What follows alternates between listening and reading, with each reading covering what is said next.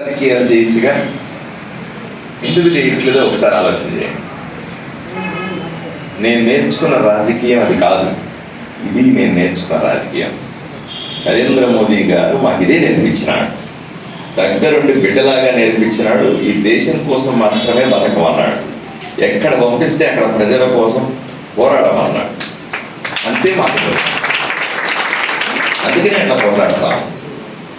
వచ్చినాను ఈ రాజకీయాలు ఇట్లా మాట్లాడడం మొదలుపెట్టిన తర్వాత ఎన్నో అంశాలమ్మా. ఆదోనికి వస్తే ఎన్నో అంశాలు నాకు రాగానే ఇప్పుడు అన్న చేతిలో టప్పని ఇట్లా మడిచి ఒక పేపర్ పెట్టాడు. ఇట్లాంటి పేపర్లు నాకు రోజు 10-20 పెడతారమ్మా. ఈ పేపర్లో ఏముందో మళ్ళీ చెప్తాను. ఇట్లా రోజు ఏ మీటింగ్ కన్నా పోండమ్మా. నేను పొద్దు నుంచి 8 మీటింగ్లు ఒకటి 8 పేపర్లు ఇస్తాను నాకు. ఇట్లా ఈ ఊరు సర్వనాశనమైంది. ఈ ఊర్లో వారానికి ఒకసారి మంచినీళ్ళు వస్తాయి. ఏమంటే వారానికి ఒకసారి మంచినీళ్ళు ఇస్తే మనిషి ఎట్లా బతుకుతారు సార్, మీరు చెప్పండి సార్. పోనీ వారానికి ఒకసారి మంచినీళ్ళు అనేది దేవుడు చేసిన తప్ప అంటే కాదు. మీకు అర్థం కావాల్సింది చాలా స్పష్టంగా చెప్తా ఉన్నా. మనకు రామజల చెరువు ఉందమ్మా, మీకు తెలియాలా ఎందుకు నీళ్లు రావని. రామజల చెరువు ఉంది. ఆ చెరువును కాపాడుకోమని, ఆ చెరువులో వర్షాకాలంలో కొండల మీద నుంచి నీళ్లు పడతాయి. ఆ చెరువులో ఆ నీళ్లు మనం కాపాడుకోవాలి, దాంట్లో బ్యాక్టీరియా పెరగకుండా చూసుకోవాలి. సమ్మర్ వచ్చేసరికి ఆ నీళ్లు వాడుకోవాలి, అంతే సింపుల్గా. దీనికి నరేంద్ర మోదీ గారు 70 కోట్ల రూపాయలు పంపించినాడు. అమ్మ ఎంత పంపించాడు? 70 కోట్లు పంపిస్తే ఈ దుర్మార్గుడైనటువంటి సాయి ప్రసాద్ రెడ్డి మొత్తం డబ్బులు తినేసి లైనింగ్ చేయాలి. దానికి లైనింగ్ చేస్తే ఎక్కువ ఎవాపరేట్ కావు, వాటరు సీట్ ప్రొటెక్టెడ్ ఉంటుంది. దాని మీద ఒక ట్యాంక్ బండ్ లాగా పెట్టాలి, ఎవరైనా వాకింగ్ చేసి నడుచుకోవడానికి పెట్టాలి. నీళ్ళు ఎప్పటికప్పుడు దాన్ని బ్లీచింగ్ పౌడర్ వేసి శుభ్రంగా పెట్టుకోవాలి. ఎందుకంటే 6 నెలల సంవత్సరం 30 ఏళ్ళుగా ఆదోనికి అదే నీళ్లు వాడుతా ఉన్నామా. ఇంతే చేయాల్సింది. ఎంత డబ్బులు పంపించాడు నరేంద్ర మోదీ? పంపిస్తే ఈ దుర్మార్గుడు మొత్తం తినేసినాడు. మొత్తం తినేసి నీళ్ళు ఎట్లా వదిలినాడు. ఒకరోజు ఆ నీళ్లు తాగిన ఒక కాలనీలో ఆ నీళ్లు తాగి వాంతులు విరేచాలైతే ఒక మనిషి చచ్చిపోయాడు. 10-15 మంది హాస్పిటల్లో చేరినారు, ఒక మనిషి చచ్చిపోయాడు. అది రికార్డెడ్, మీకు ఎవరికి తెలియకపోతే అది రికార్డెడ్. అది దాన్ని కేసు మూసేశారు. అయిపోయిన తర్వాత మళ్ళీ పరిగెట్టుకొని వచ్చి శాస్త్రవేత్తలందరూ వచ్చి ఏమైంది అని ఎదిగితే, డాక్టర్ అంతా వెతికితే ఆ నీళ్లు టెస్ట్ చేస్తే ఈ నీళ్లు వాడటానికి పనికిరావు అని రిపోర్ట్ వచ్చిందమ్మా. దాంట్లో బ్యాక్టీరియా పెరిగిపోయాయి.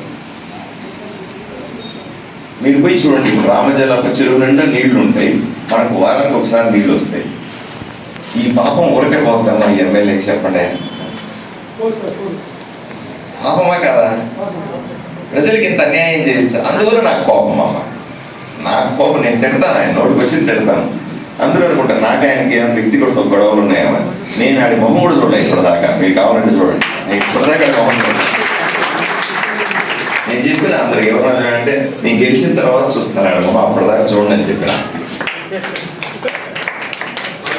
నా కోపం అంతా ఏంది? ప్రజలు నాశనం చేసినాడు. నా కోపం అంతా కూడా ప్రజలు నడిచేసినాడు. నా కోపం అంతా ఊరు సర్వనాశనం చేసినాడు. ఎంత దారుణాలంటే అందుకు నీళ్లు రాకపోవడం. ఇంకో కారణం కూడా చెప్తాను. సమ్మర్ స్టోరేజ్ ట్యాంక్ కట్టమని బసాపురం దగ్గరికి వెళ్ళారు. సమ్మర్ స్టోరేజ్ ట్యాంక్ కట్టమని, అది కూడా కేంద్ర ప్రభుత్వం 100 కోట్ల రూపాయలు పంపిస్తే దాన్ని తన అనుచరుడికి కాంట్రాక్ట్ ఇచ్చినాడు. వాడు మొత్తం డబ్బులు తినేసి నాసిరకం ట్యాంక్ కట్టినాడు. అది కుంగింది. బేస్మెంట్ పునాదులు వేయాలి కదా, గట్టిగా పెద్ద ట్యాంక్ కడుతున్నాం, పునాదులు వేయాలి కదా, అది కుంగింది. మళ్ళీ ఇంజనీర్లంతా పరిగెట్టుకెళ్ళి చూస్తే బాబు దాంట్లో నీళ్లు పోస్తే, మొత్తం నీళ్లు పోస్తే ఏ నిమిషంలో పగిలిపోతుంది. పగిలితే అసలు ఒక్క చుక్క నీళ్లు రావు ఆదోనికి. దాంట్లో సగం నీళ్లు నింపండి అని ఇంజనీర్లు చెప్పినారు. ఇప్పుడు సగం నీళ్ళే నింపడం వల్ల నీటి కొరత. ఆలోచించి ఇట్లా చెయ్యొచ్చా? ఒక ఊరిలో ప్రజల్ని మనుషులుగా కూడా చూడకుండా మనుషుల్ని పురుగుల్లాగా చూసేవాడి మీద కోపం ఉంటుందా ఉండదు చెప్పాలి. నేను తిట్టే దాంట్లో న్యాయం ఉందా లేదా పెద్దలు చెప్పాలి. మీరు చెప్పండి అమ్మా. నేను అతను తిడతానంటే న్యాయం ఉందా లేదా, ఏం నాకేమైనా చేశాను తిడతాను, ఇప్పుడు ఊరి నాశనం చేసినాను తిడతా ఉన్నా. మళ్ళీ వాడికి ఓటేస్తావా అని అడుగుతా ఉన్నా సీరియస్గా. వినాయకుడు ఒకసారి కాదమ్మా, 2 సార్లు కాదు, 3 సార్లు ఎమ్మెల్యే. మీరు చెప్పండి, 10 ఏళ్ళుగా ఆయన ఎమ్మెల్యే కదా, 10 ఏళ్ళ ముందు ఊరు ఇట్లాగే ఉంది, ఇప్పుడు కూడా ఇంకా వరస్ట్గా అయింది తప్ప ఆయన బాగుపడిందా చెప్పండి. మీరు మళ్ళీ చెప్తా ఉన్నా, ఢిల్లీ నుంచి ఆదోనికి డబ్బులు వస్తూ ఉన్నాయి, 100 కోట్ల రూపాయల డబ్బులు వస్తూ ఉన్నాయి. విజయవాడ నుంచి ఆదోనికి డబ్బులు వస్తున్నాయి, 100 కోట్ల రూపాయల డబ్బులు వస్తూ ఉన్నాయి. అది పేదవాడికి ప్రజలకు చేరట్లేదు, అంతే, చేరట్లేదు. ఎక్కడ పోతా ఉన్నాయి? ఈ ఎమ్మెల్యే సాయిప్రసాద్ రెడ్డి కొట్టేస్తా ఉన్నాడు. ఏ గ్రామానికన్నా వెళ్ళమ్మా, ఏ ఆదోని టౌన్లో ఏ వార్డు కన్నా వెళ్ళండి, అమ్మలు అక్కలు ఇట్లా చుట్టుకుంటారు నన్ను, ఓకే 100 మంది చుట్టుకుంటారు. అందరూ చెప్పే ప్రధానమైన సమస్య మాకు మరుగుదొడ్లు లేవు. ఆడవాళ్ళు ఈ రోజు కూడా ఆదోనిలో ఎన్నో వార్డుల్లో ఎన్నో గ్రామాల్లో బహిరంగ మరుగుదొడ్లు వాడుతున్నారు. నిజమా కాదా? నిజమా కాదా? నేను అనుకున్న నిజంగా డబ్బులు లేవని. నరేంద్ర మోదీ గారు కోట్లాది రూపాయల్ని ప్రతి ఇంటికి మరుగుదొడ్డి ఉచితంగా కట్టించండి, ఇంటి దగ్గర స్థలం లేకపోతే మున్సిపల్ స్థలం ఉంటుంది, పార్క్ ఉంటుంది, దాంట్లో కట్టించండి అని కోట్లాది రూపాయలు పంపిస్తే 5,000 మరుగుదొడ్లు కట్టినానని బిల్లు పెట్టి కోట్ల రూపాయలు దొల్లేశాడు ఈ సాయిప్రసాద్ రెడ్డి. ఎవడన్నా మరుగుదొడ్ల మీద సంపాదిస్తాడా? వీడేమన్నా మనిషి? ఆలోచన చేయండి అమ్మా, వీడేమన్నా మనిషి? అసలు సంపాదించదు. నువ్వు దాంట్లో దేంట్లో సంపాదించడం పర్లేదు. ఆడవాళ్ళకి అమ్మ అక్క చెల్లి అన్న, మేము సీరియస్ చెప్తాం, మన ఇంట్లో మన అక్కకో అమ్మకో మన చెల్లికో మన బిడ్డకో అట్లా వెళ్ళమంటే మరి దొడ్లకి ఎంత బాధ వేస్తుందా? మీకు బాధ ఉందా లేదా చెప్పండి, ఉందా లేదా చెప్పాలి. నాకైతే కన్నీళ్ళు వస్తాయి ఒకసారి. ఏంది కష్టం ఈ ఊరికి, ఏంది అణిచివేత, ఎందుకు ఇట్లా హింసిస్తా ఉన్నారు ప్రజల్ని? దీనికి బాధ్యులు మీరంతా కాదా? మీరే కదా ఓటేసింది. ఆ నీచుడికి ఎమ్మెల్యేగిరి ఇచ్చింది ఎవరు? మీరు కదా. మీరు ఓటేస్తేనే ఎమ్మెల్యే అయినాడు, మీరు ఓటేస్తేనే కళ్ళు నెత్తికొచ్చినాయి, మీరు ఓటేస్తేనే మిమ్మల్ని తొక్కుతా ఉన్నాడు, మీరు ఓటేస్తేనే మిమ్మల్ని నడిచేస్తా ఉన్నాడు. ఇంకెంతకాలం భరిస్తారు అని మిమ్మల్ని సూటిగా ప్రశ్నిస్తా ఉన్నాడు. చిన్న పిల్లన్న పిల్లిని రూమ్లో వేసి కొడితే తిరగబడదా చెప్పమ్మా, మీరు చెప్పక్క. చిన్న పిల్లని రూమ్లో వేసి కొడితే తిరగబడుతుంది. ఆదోళనలో ప్రజలు తిరగబడరా? ఏం పౌరుషం లేదా?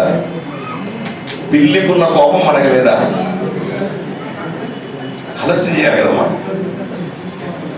ఎవరన్నా నిన్న ఒక అక్క చెప్తా ఉన్నది, ఇంటి కోసం వెళ్తాను, ఎమ్మెల్యే ఇంటి దగ్గరికి వెళ్తే గేటు దగ్గర చీరు కట్టుకుని నిలబడాలంట. వీడేమన్నా ఊడిపడినాడు పై నుంచి అని అడుగుతా ఉన్నా. సమాధానం చెప్పాలి. మీరు ఎందుకు ఓట్లేస్తారు నాకు? మీరు ఎవరికైనా ఎందుకు ఓట్లేస్తారు? మీ కష్టాల్లో ఉంటామని, మీ నష్టాల్లో ఉంటామని, మీకు ఇబ్బంది అయితే మా దగ్గరకు వచ్చి చెప్పుకుంటారని, మాకు చెబితే మేము సమస్యలు పరిష్కరిస్తామని కదా మీరు మాకు ఓట్లేస్తారు. ఎండ దగ్గరకు వచ్చి చీరు కొట్టుకోవడం ఏంది? ఎండ దగ్గర వచ్చి ఎండలో నిలబడడం ఏంది? గేటు దగ్గర ఉంటే పోలే అని తిట్టడం ఏంది? మీకు అసలు కదా, మనకి ఆత్మాభిమానం ఉందా లేదా? అన్నం తినకపోయినా పర్లే, పస్తులున్నా పర్లేదు, ఆత్మాభిమానంతో బతకాలా లేదా మీరు చెప్పాలమ్మా.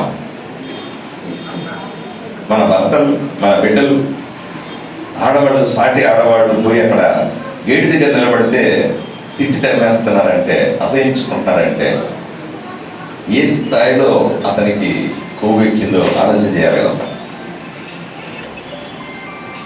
అందుకే నేను వచ్చిన. పాపాలు పండితే ఎవడో ఒకటి రావాలి కదన్నా, మీరు చెప్పండి. పాపాలు పండితే ఎవడో ఒకటి రావాలి కదా. నరేంద్ర మోదీ గారు నన్ను పంపించిన, మీరు ఆశీర్వదించండి.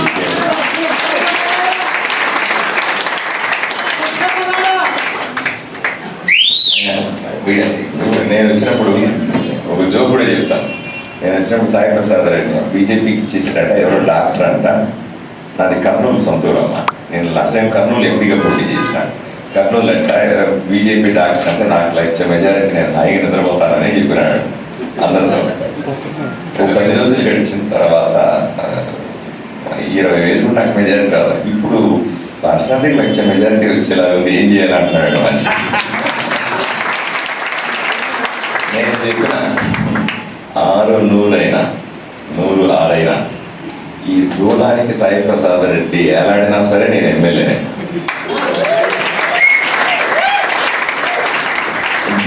గబ్బిని ఎలాడుతుంది కదా, అట్లా దూలాలు పట్టుకొని తలకిందులు తపస్సు చేసి ఎలాడినా సరే నేను ఎమ్మెల్యే. నన్ను ఆపగలిగే శక్తి సాయి ప్రసాద్ రెడ్డి.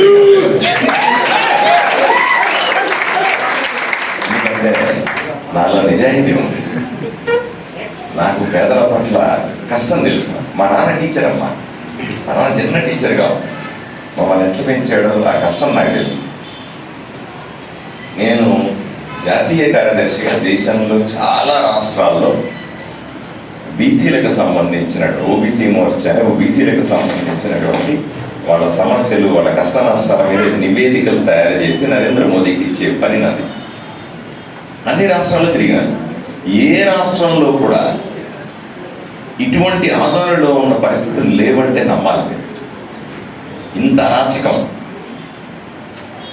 ఇంత అణిచివేత ఎక్కడ లేదు.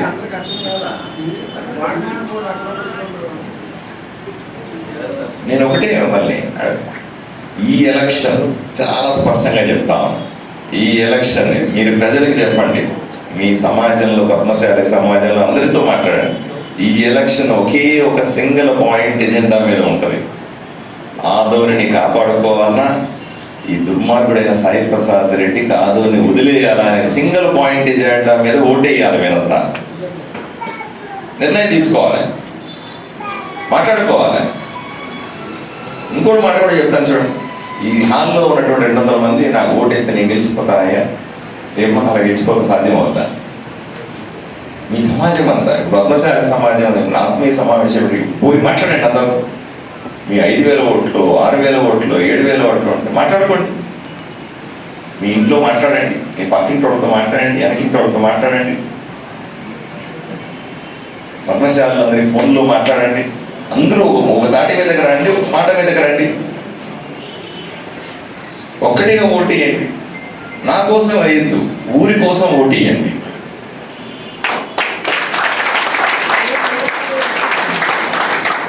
నేను ఎవరి కోసం కొట్లాడతామన్నా, నేను కొట్లాడేది మీకోసం కాదు.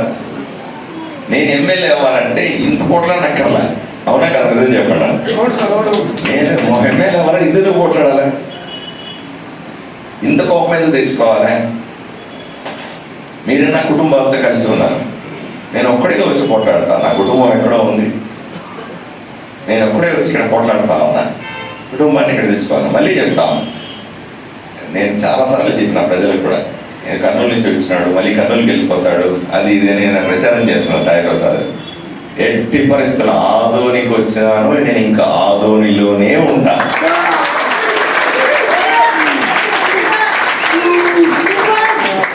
ఎలక్షన్లు అయిన తర్వాత ఇక్కడ ఇల్లు కట్టుకుంటా, కుటుంబాన్ని ఇక్కడికి మార్చుకుంటా, మీతోనే బతుకుతా, మీ కష్టాల్లో సుఖాల్లో ఉంటా.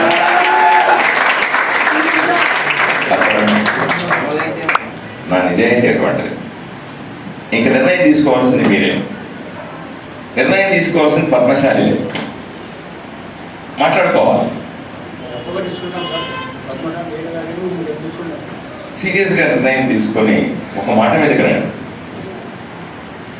ఏదేమైనప్పటికీ కూడా ఏం చెప్తున్నాడు సాయి ప్రసాద్ రెడ్డి? చెప్తున్నాడు ఓటుకు 5,000 ఇచ్చి కొనేస్తానని చెప్తున్నాడు. ఓ 3 రోజుల నుంచి నేను కూడా గ్రామాలకు పోయినప్పుడు చెప్తా ఉన్నాను, ఓటుకు 5,000 కదా, మీరు 10,000 తీసుకోండి అని చెప్తా ఉన్నాను.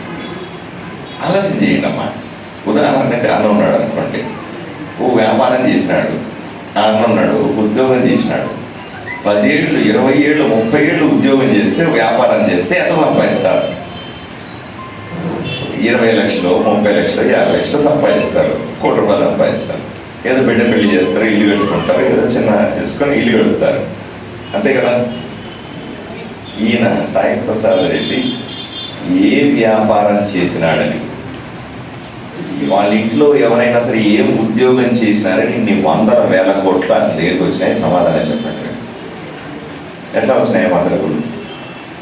ఓటుకు 10,000 పెట్టి 5,000 పెట్టి కొనే డబ్బులు అంటే అన్ని వందల కోట్లు ఎట్లా వచ్చినాయి? ఆలోచన చేయండి. ఆ డబ్బులన్నీ ప్రజల దగ్గర కొట్టేసినవి కదా, చెప్పాలన్నా మీరు. ప్రభుత్వాలు మీకోసం డబ్బులు పంపిస్తామంటే మీకు చేర్చకుండా మధ్యలో కొట్టేసిన డబ్బులతో ఈరోజు ఎలక్షన్లకు 5,000 ఇస్తాను 10,000 ఇస్తాను మాట్లాడతావా? నేను ప్రజలకు చెప్పిన, కొన్ని గ్రామాల్లో చెప్పినాను, వీడియోలో కూడా చెప్పిన, డబ్బులు తీసుకోండి 10,000 తీసుకోండి నాకు ఓటేసేయండి అని చెప్పిన.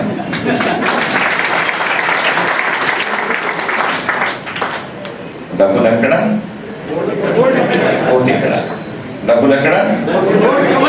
నాకే ఇబ్బంది లేదు. ఎందుకు తీసుకోమంటున్నానంటే ఈ డబ్బులు మీవే, మీ దగ్గర కొట్టేసిన డబ్బులే. మూటలు మూటలు బాక్సులు ఇల్లంతా పేర్చుకున్నాడంట. ఒక్క మూట తీయని సార్ ఇప్పుడైనా కక్కిద్దాం కొంచెమైనా, ఏమంటారా? ఇప్పుడైనా కొంచెం కక్కిద్దాం. ఆ డబ్బులు తీసుకోండి 10,000 తీసుకోండి, తీసుకొని నాకు ఓటేసేయండి. మీకు కొంత డబ్బులు వచ్చినట్టు ఉంటాయి ఏమా, నేను ఎమ్మెల్యే ఏమన్నారే మీకు పనులన్నీ టకటగా చేసి పెట్టేస్తా, సరేనా? ఆలోచించాలి. రెండవది, ఈ ఎన్నికల్లో మీకు 2 ఓట్లు ఉంటాయి, 2 మిషన్లు ఉంటాయి. మొదటి మిషన్లో కమలం పువ్వు గుర్తుంది. ఇది నాకు ఓటేసి గెలిపించాలంటే కమలం పువ్వు గుర్తు మీద ఓటేయాలమ్మా. ఇది అందరికీ చెప్పాలి. మనకు తెలుస్తుంది రాజకీయంగా, కానీ కూలీనాలి చేసుకునేవాళ్ళు, మన ఇంట్లో పనిచేసే పని మనుషులు, మన డ్రైవర్లు, మన ఇంటి చుట్టుపక్కల ఉన్న మన బట్టలు ఇట్లా చాలా మంది ఉంటారు కదా, వాళ్ళకి తెలియదు ఈ గుర్తు భావం కదా. వాళ్ళకి రాజకీయ పరిజ్ఞానం ఉంటుంది. వాళ్ళకి ఏదో 100-200 రూపాయలు ఇచ్చి నేను చెప్పాడు 5,000 ఇచ్చేసా, అబ్బా రెడ్డి బ్రహ్మాండంగా డబ్బులు ఇచ్చేసారు మాకు అని ఓటేసినా వేసేయగలరు. వాళ్ళు చెప్పుకునే బాధ్యత ఎవరిది? మీరే. మీరే చెప్పుకోవాలి. అమ్మ నేను పోరాటం మాత్రమే చేస్తాను, గెలిపించుకోవాల్సిన బాధ్యత ఆధునిక ప్రజలదే. మళ్ళీ చెప్తా ఉన్నా, నేను పోట్లాడతాను, గట్టిగా పోట్లాడతాను. నేను మీకు నచ్చితే నన్ను కాపాడుకోవాల్సిన బాధ్యత, నాకు ఓటేసి గెలిపించాల్సిన బాధ్యత మీది కాదా అని అడుగుతా ఉన్నా. మొదటి మిషన్లో పోతే 5 ఏళ్ళు మీరు మాట్లాడడానికి లేదు. నాలాగా పోట్లాడేవాడు రాకపోవచ్చు కూడా, మళ్ళీ చెప్తా ఉన్నా. ఆలోచన. కాబట్టి పద్మశాలి సమాజానికి అంతా చేతులెత్తి మొక్కుతా ఉన్నా, ఒక్కసారి ఆశీర్వదించండి. అగ్రో ఇండస్ట్రీ అనే ఫ్యాక్టరీ ఉండేటమ్మా. ఆ ఫ్యాక్టరీని ఏదో రకంగా మూతపడేలాగా చేసి దాన్ని 11 లక్షలకు వాళ్ళ ఎమ్మెల్యే వాళ్ళ అనుచరుడి పేరు మీద కొన్నాడంట. దాని విలువ ఇప్పుడు 5 కోట్లంట. అదే ఫ్యాక్టరీని కాపాడుకొని ఉంటే 10 మంది బిడ్డలకు ఉద్యోగాలు వస్తాయని ఆలోచన కాదు ఆ మనిషికి. నేను ఎట్లా ఆలోచన చేస్తాను, అరే ఈ అగ్రో ఫ్యాక్టరీని బాగా బతికిస్తే, దీన్ని కాపాడుకుంటే ఒక 10 మంది బిడ్డలకు ఉద్యోగాలు వస్తాయి కదా అని నేను అనుకుంటాను. ఆడ ఆలోచన ఏంటి, దీన్ని ఏదో రకంగా కొట్టేసి దాని విలువ పెంచుకొని 5 కోట్లు నా ఇంట్లోకి వస్తే బాగుండు, నా బిడ్డలు బాగుంటే బాగుండు అనుకునేది సాయి ప్రసాద్ రెడ్డి. ఊర్లో వాళ్ళ బిడ్డలంతా బాగుండాలని కోరుకునేవాడిని నేను. ఇంతే తేడా ఇక్కడ. పద్మశాలి కులబంధువులు తెలిసిన డిమాండ్లు అమ్మా, పద్మశాలి పేద చేనేత కులస్తులకు ఇళ్ల స్థలాలు కేటాయించాలి. ఇళ్ల స్థలాలు కేటాయించాలి. ఈ ఇళ్ల స్థలాల గురించి నేను ఇంకో అరగంట మాట్లాడగలను, ఎందుకంటే నేను పోయి జగనన్న కాలనీలో చూసి వచ్చాను. అన్ని అక్రమాలే.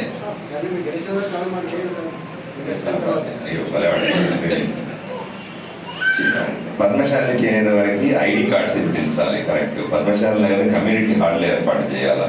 పద్మశాలి నగర్ అంతా డ్రైనేజీ వ్యవస్థ, సీసీ రోడ్డు వేయాలి తప్పనిసరి. ఇవన్నీ కూడా సులభంగా చేయగలను అమ్మా. ఇప్పుడు ఉదాహరణకి నేను సింపుల్గా చెప్తాను చూడమ్మా. నేను ఇప్పుడు పోరాడుతున్నటువంటి సైనికుడిని. నా పెన్ను సంతకానికి విలువ లేదు. 4 రోజులు ఓపిక బట్టి మీరందరూ నన్ను ఆశీర్వదిస్తే నేను ఎమ్మెల్యే. ఎమ్మెల్యే అయిన తర్వాత ఇట్లాంటి పేపర్ మీద సంతకం పెడితే అది చెల్లుబాటు అవుతుంది. అప్పుడు రిక్వెస్ట్ ఉండదు, చెల్లుబాటు అవుతుంది. కాబట్టి నాకు అధికారం ఇవ్వండి, మీ పేపర్ మీద సంతకం పెట్టే బాధ్యత నేను తీసుకుంటాను. సరేనా?